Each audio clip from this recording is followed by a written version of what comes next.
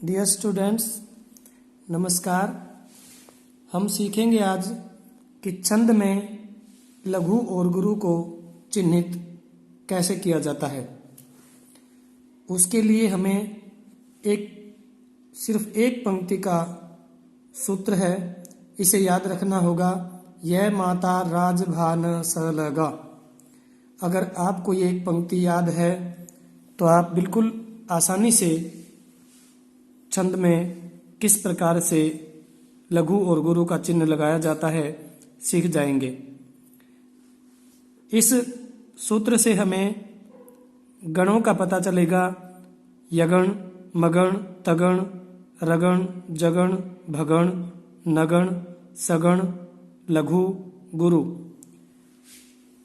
यगण में यह माता, इस सूत्र से ही 3 अक्षर ले लिए जाएंगे, जिसके अनुसार लघु, गुरु, गुरु ये मात्राएं लगेंगी।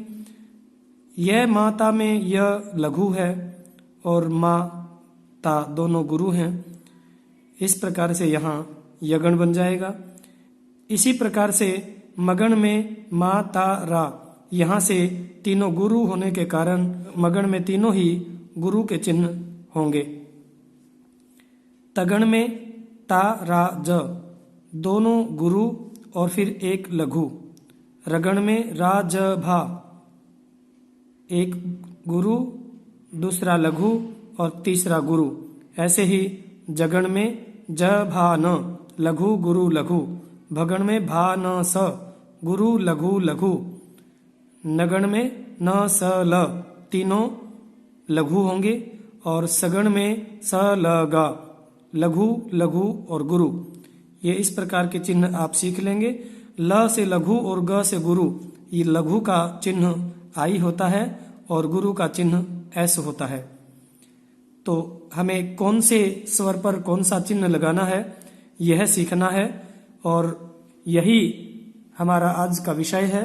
क्योंकि स्वर पर चिन्ह लगते हैं तो हमें स्वर का ज्ञान होना आवश्यक है।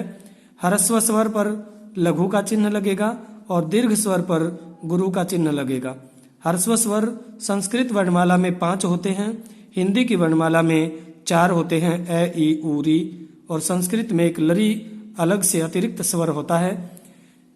इसके अतिरिक्त जितने भी स्वर बच गए वे सभी दीर्घ स्वर होते हैं और उनमें गुरु का चिन्ह लगता है। आइए हम एक नई बात यह सीखते हैं कि लघु होते हुए भी गुरु का चिन्ह लग जाता है। लघु न लगा करके गुरु का चिन्ह लगता है।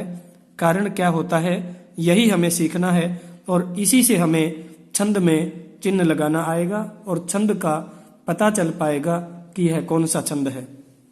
देखिए, ह्रस्व स्वर की मात्रा के बाद यदि संयुक्त व्यंजन आ जाता है या विसर्ग आते हैं या फिर अनुस्वार होता है, ह्रस्व स्वर के ऊपर यदि अनुस्वार होता है तो ये ह्रस्व स्वर होते हुए भी दीर्घ का चिन्ह लगेगा, एस, यह चिन्ह दर्शाया जाएगा।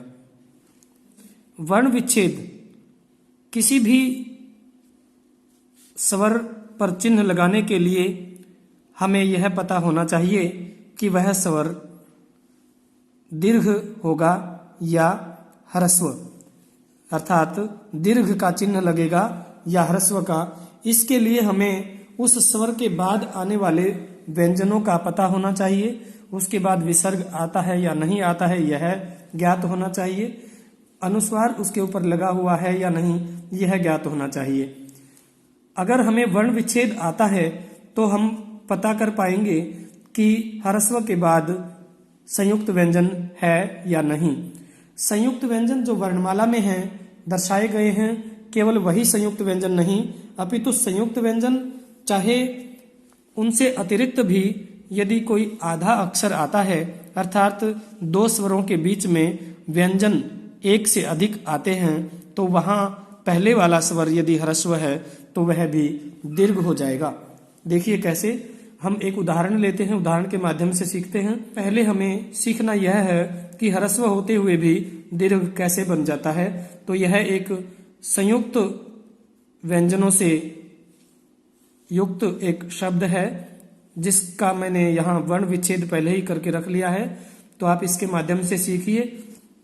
और भी दूसरे शब्दों का वर्ण विच्छेद करके आप उदाहरण स्वयं करके देखिए। यहाँ पर सबसे पहला स्वर है आ, फिर है ई, उसके बाद स्वर है अ, फिर आ। हमें केवल स्वर पर ही चिन्ह लगाना होता है, इसीलिए हम केवल स्वर का ध्यान देंगे। यहाँ स्वर दीर्घ है आ, तो इसके ऊपर पहले से ही चिन्ह गुरु का लगेगा। लेकिन अगला स्वर जो ई आया है, इस स्वर के और इसके बाद वाला स्वर है, इन दोनों स्वरों के बीच में संयुक्त व्यंजन है, अर्थात हलंत व्यंजन एक से अधिक हैं, तो यहाँ पर यह भी गुरु हो जाएगा। यहाँ पर ये ए, इसके बाद दूसरा स्वर है, इन दोनों के बीच में केवल एक ही व्यंजन है, तो यह स्वयं अपनी स्थिति में ही रहेगा, इस पर ह्रस्व का चिन्ह ही लगेगा। दूसरा स्वर अ ह्रस्व होता है, यहाँ ए को हम ह्रस्व कर चुके हैं, ये भी अ ह्रस्व होना चाहिए, परंतु इस स्वर के और इससे आगे वाले स्वर के बीच में दो व्यंजन आ जाते हैं, इसलिए यह ह्रस्व नहीं रहेगा, यह गुरु हो जाएगा और यह गुरु स्वयं है, गुरु ही रहेगा। तो देखिए, इस प्रकार से हमें इसमें देखना ये है कि जो स्वर हैं, स्वरों के ऊपर जो हमें चिन्ह लगाना है, उन स्वरों के मध्य में व्यंजन यदि है, एक व्यंजन है तो ह्रस्व की जैसी स्थिति है, ह्रस्व है तो ह्रस्व रहेगा, दीर्घ है तो दीर्घ रहेगा। परंतु यदि दो स्वरों के बीच में एक से अधिक व्यंजन है तो दीर्घ है वह तो स्वयं दीर्घ रहेगा, एक व्यंजन हो दो व्यंजन हो उस पर किसी प्रकार का कोई असर नहीं होता।